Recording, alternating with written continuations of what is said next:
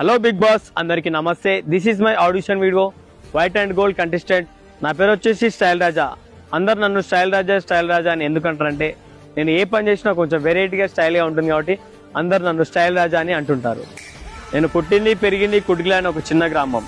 ఆ గ్రామం చిన్నది కావచ్చు కానీ నా ఆశయాలు చాలా గొప్పవి. నేను చదివింది ఇంటర్ సెకండ్ ఇయర్ కంప్లీట్ చేశాను.